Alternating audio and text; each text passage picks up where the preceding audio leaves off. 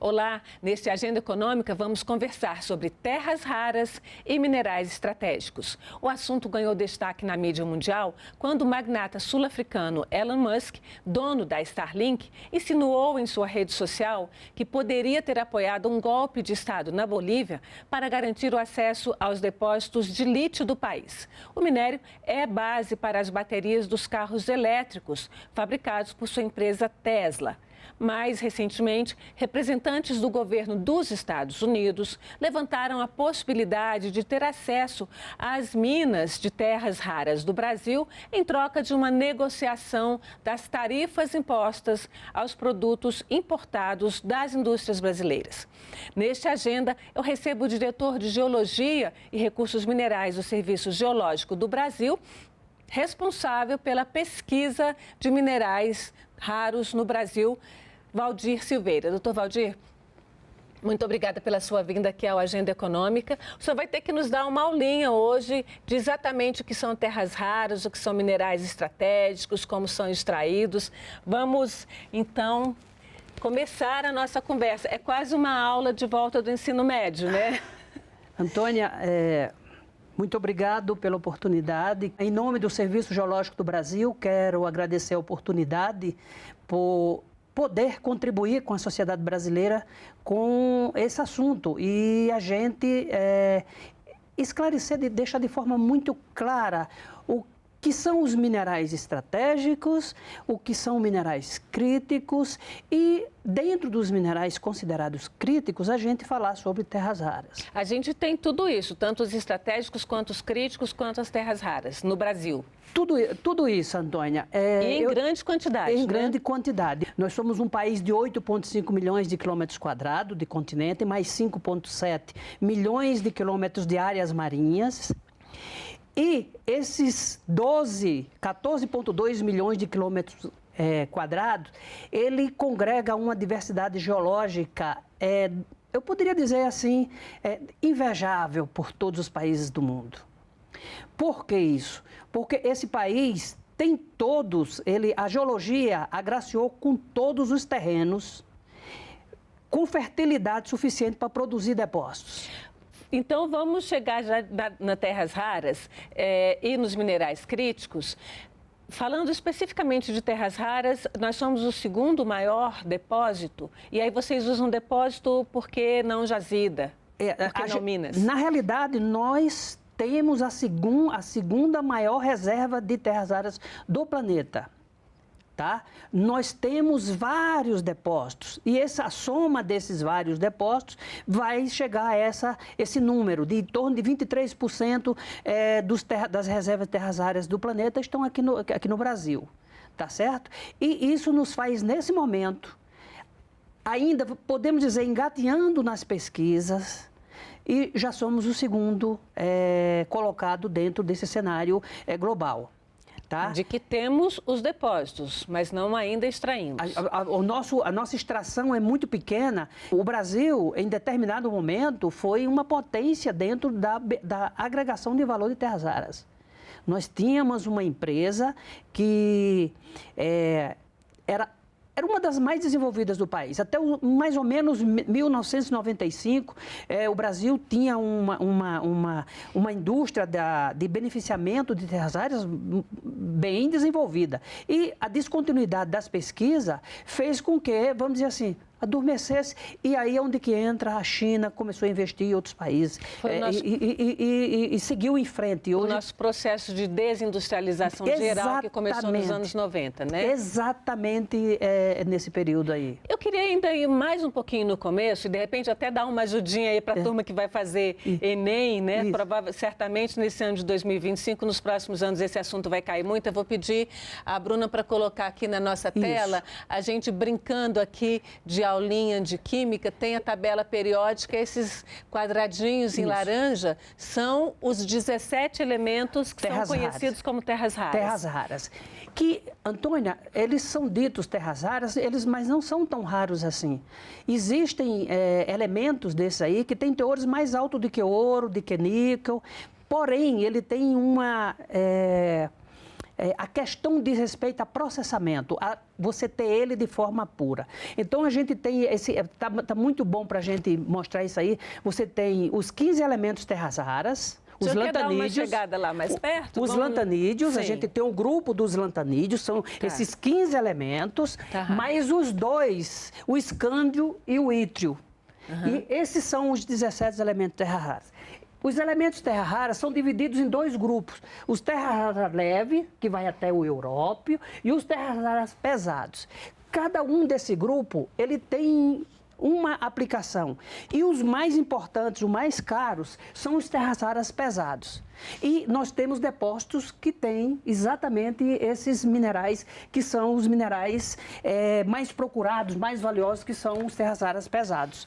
Tá? Então, a gente tem, por exemplo, a gente vai tratar mais da frente, mas o depósito de Pitinga é um depósito de tantalita e de casterita, e que dentro, como subproduto, a gente tem terras raras. Pitinga é? Pitinga, a mina, antigamente chamava-se mineração taboca. É um empreendimento na Amazônia, já tem mais de 30 anos de exploração, para tântalo e para casterita, mas também tem terras raras. Tá, então, hoje, como é que está, né? Vocês usam muito a expressão estado da arte. Qual é o estado da arte da pesquisa, do beneficiamento e do uso das terras raras e dos minerais estratégicos no Brasil? Nesses 55 anos do Serviço Geológico do Brasil, nós só conseguimos avançar 30% de conhecimento desse país. Ou seja, nós temos um país praticamente para ser descoberto ainda. Se hoje a gente tem, nesse momento, a gente tem a segunda posição no cenário mundial sobre os depósitos de terras raras, não tenha dúvida que as pesquisas que possam vir e que a gente está trabalhando para isso, em um curto espaço de tempo, não tenha dúvida que nós somos os primeiros, as primeiras reservas do planeta vai estar no Brasil, do mesmo modo que acontece com o nióbio. Nós vamos estar ali sendo o principal player mundial em terras raras e nióbio, não tenha dúvida. Qual é o grande uso do nióbio hoje? O nióbio, ele tem um uso para metais especiais, ou seja, existe percentual que é adicionado ao ferro, ao manganês, para produzir ligas metálicas especiais. Por exemplo, essas ligas metálicas aí vai para fuselagem de aeronaves, para defesa, mesmo a civil, para foguetes, para a indústria, até hoje a indústria que a gente tem no dia a dia, que evita a corrosão, tem percentual de nióbio, no caso do nióbio. Tá? Os metais puros, ferro, não funcionam muito bem sozinhos. Sozinhos. Então, eles são transformados em ligas especiais. Tá. O senhor falou que a gente tem percentual, né, é provável que tenha terras raras no país quase todo. Eu vou pedir à Bruna para colocar um mapa. Eu só quero lembrar que a fonte de todo esse material é o próprio site, né, do Serviço Geográfico do Brasil. Geológico do Brasil, que eu vou pedir também depois os meninos para colocarem aqui na tela, pode até colocar aqui na tela, que são as principais jazidas de terras raras, isso as já descobertas, as já certificadas. Já conhecidas. Sim, já conhecidas. E geralmente associados a outros bens minerais. Por exemplo, Araxá, Minas Gerais. Araxá é o maior depósito de nióbio do nosso país, em operação. E lá também tem terras raras. Poços de Caldas foi os maiores depósitos de urânio do nosso país. E agora se exauriu a explotação de urânio e agora se viu que são depósitos de terras raras. Onde era depósito de urânio, aqui, vai passar então, agora a ser de terras raras. Então, naquele lugar onde se extraía urânio, agora pode se extrair terras raras. Essas são os depósitos já conhecidos desde a década de 70, anos 80. A gente tem, eu posso dar uma chegada aqui? Pode. A gente tem aqui na cabeça do cachorro o grande depósito de Seis Lagos, mais ou menos por aqui. Também é nióbio e terras raras. Aqui em Roraima, região do repartimento, terras terras raras. Também a gente pode ter outros bens minerais importantes. Aqui em Goiás, aqui na região de Serra Verde, aí sim é um tipo de depósito. Esse depósito aqui é um depósito magmático, é um vulcanismo. Um vulcão que explodiu e que ele é rico em fosfato e nióbio em terras raras. A gente está falando aí tudo de processos geológicos de bilhões de anos. Exatamente, de milhões de anos. Em Serra Verde já está relacionado aos granitos, ao intemperismo dos granitos, que são argilas iônicas, que são depósitos com a maior facilidade de você se obter o mineral de minério que é portador de terras raras. Porque o terras raras você só vai obter ele no processo são processos, às vezes, químicos com lixiviação, onde você vai ter o elemento puro, o elemento químico, tá? Que essa aí é a grande sacada, é você entender que o raro vem de você ter o elemento químico puro. Ou seja, vem da dificuldade de ele ser extraído daquele monte de terra, digamos assim. Aí aqui na região a gente chama de Alto Paranaíba ou província alcalina do Alto Paranaíba, que pega o limite de Goiás e Minas Gerais. Aqui tem os complexos alcalinos de Catalão, de Araxá, da Serra do Salitre, que são depósitos de fosfato, nióbio e terras raras também. Aqui na divisa com São Paulo, que é Poço de Caldas, que eu falei, era um depósito de urânio e que hoje possivelmente irá ser lavrado, explotado para terras raras. No sul da Bahia, na região de Jequié, também tem determinadas rochas que o intemperismo dela, a exemplo dos granitos, produz essas argilas iônicas, argilas que têm um poder de adsorção, de pegar minerais e dentro da sua estrutura cristalina, disponibilizar Então, na verdade, terras a gente raras. pode ter aqui, né, mesmo nesses outros estados que ainda onde não estão identificados depósitos, nada impede que aí também tenha, ou já se sabe que tem. Por exemplo, na borda da bacia do Maranhão, na divisa com o Piauí, os trabalhos do Serviço Geológico do Brasil identificou áreas com altos teores de terras raras, urânio e potássio. Ou seja, é uma área, a bacia do Maranhão como um todo, que pega o Piauí, Tocantins e aqui a borda do Pará, é uma área de um potencial que agora se abre e que o Serviço Geológico do Brasil está trabalhando nisso para a gente mostrar que essa é uma das áreas de baixo conhecimento e com um potencial muito grande para esse tipo de minerais. Então, vamos falar um pouquinho da questão mais específica nossa, depois dessa aula de geologia. Eu acho que a turma do Enem vai aproveitar muito. A gente não está ainda, a gente tem essas jazidas ou esses depósitos, como o senhor chama, e a exploração disso. Como é que o Brasil está explorando isso, já que se sabe há muito tempo, e que tipo de vantagem, realmente, de impacto pode ter na nossa economia a gente ser detentor de tanto minério assim? Antônia, essa é uma pergunta muito interessante e o momento ele faz o Brasil repensar. Eu vou falar aqui, eu vou abrir um parênteses, não só para terras raras, para todos os minerais considerados estratégicos do nosso país. Isso é uma decisão política, o modelo de negócio que o país quer. O país, ele quer explorar e vender essa matéria-prima, ou seja, transformar em commodity, simplesmente vender. Como vende ferro? Como vende ferro, por exemplo. Ou ele quer atender uma indústria.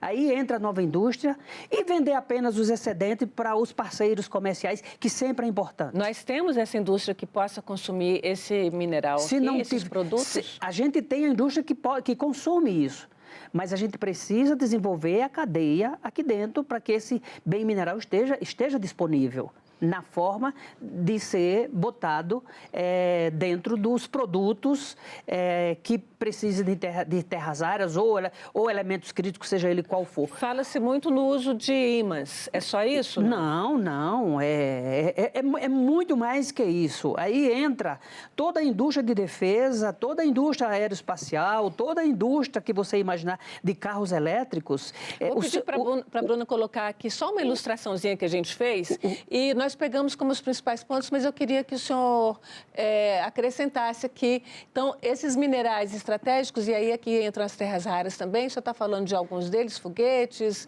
é isso aí, turbinas eólicas e muito mais? É isso aí. Porque a maioria hoje se faz. Isso aí tá. O que a gente tem hoje é essa indústria, que poderia dizer indústria 4.0 ou 5.0, como queira chamar. Mas existe muito mais. Existe o nosso dia a dia. O seu relógio, ele tem uma série de elementos desse aí. O seu celular vai outra gama de elementos.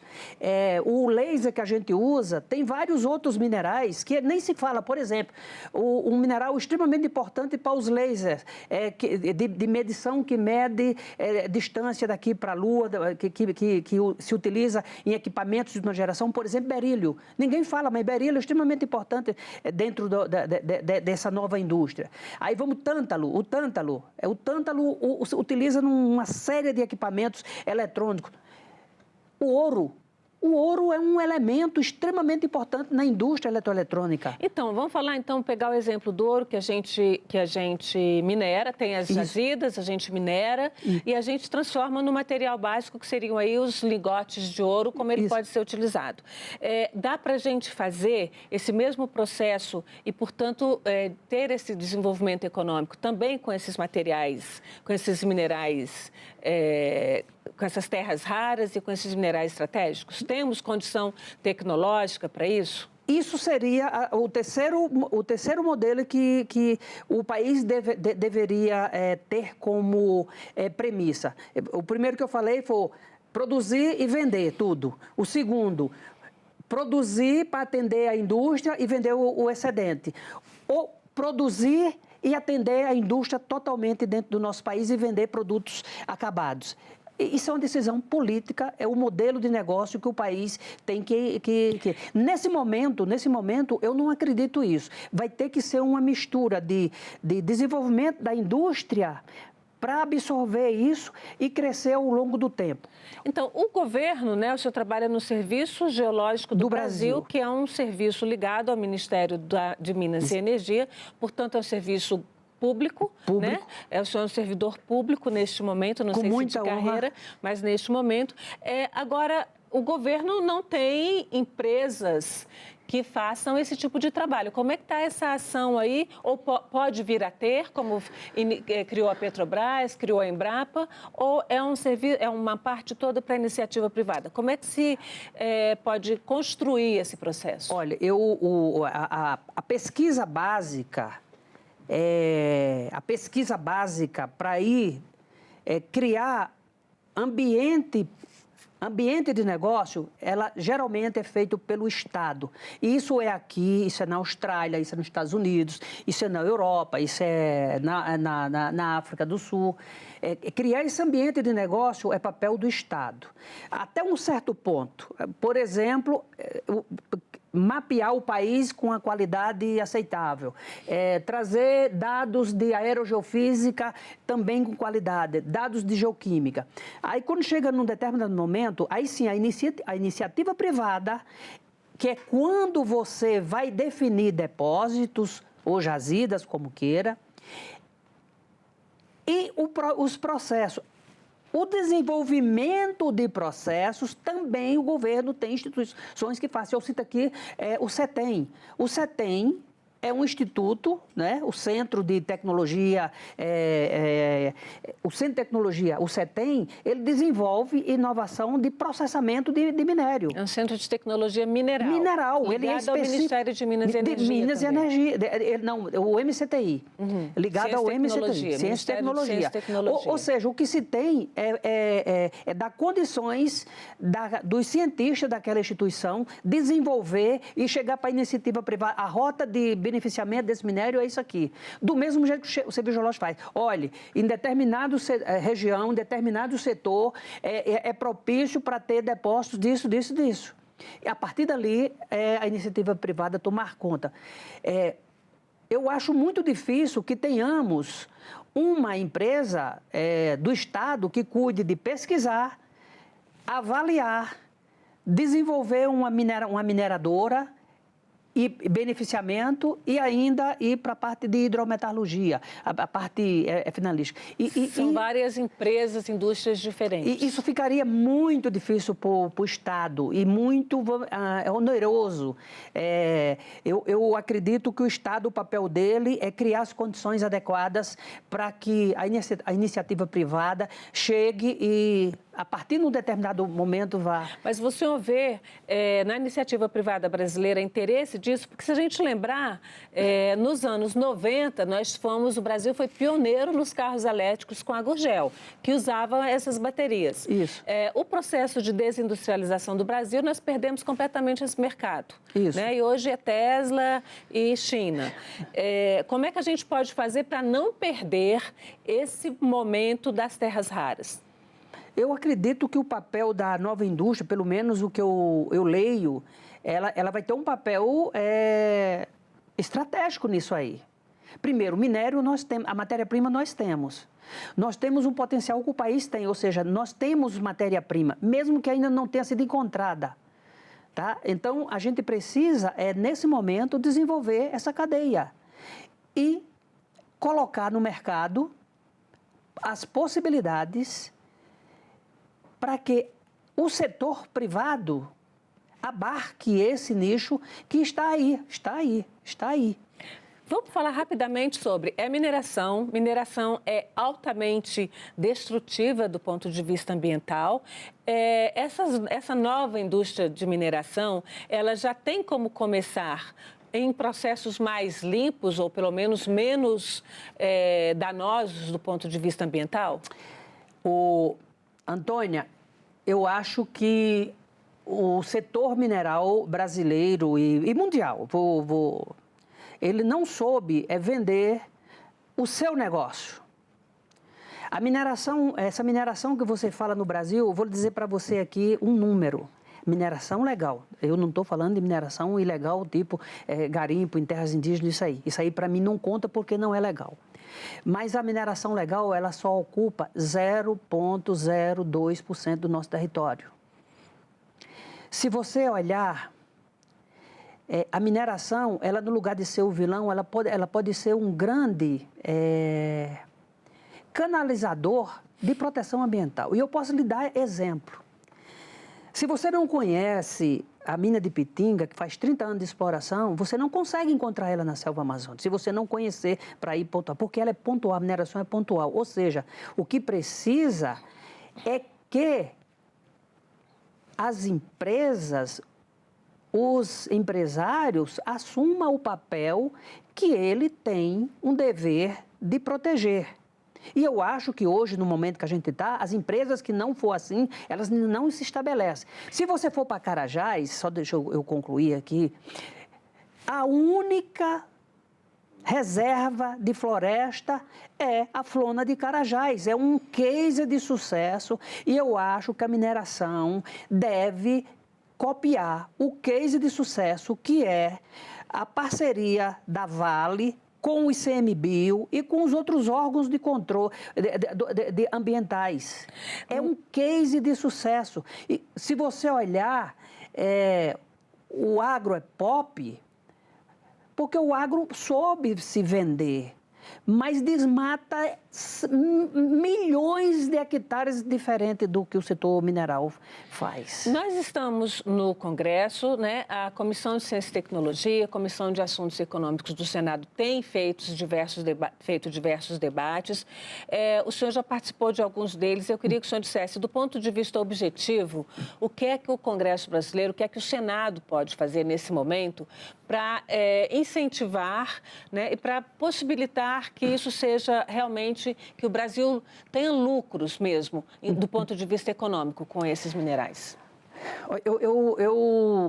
Eu defendo que o Brasil, com essa...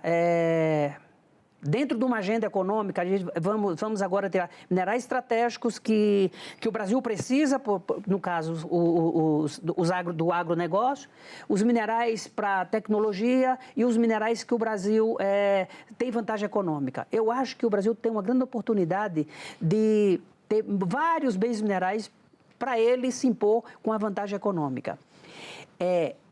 Eu acredito, além disso, como eu falei, o Brasil é um país ainda com a lacuna muito grande de conhecimento, é que o próprio setor mineral, que fatura entre 10 e 15 bilhões de dólares, de reais, paga em CEFEM anualmente para os estados e municípios, ele próprio tivesse a possibilidade de financiar a pesquisa, seja ela pelo serviço geológico, esse lapso de pesquisa que falta, serviço geológico, universidades, também esses institutos de tecnologia ou centros de pesquisa.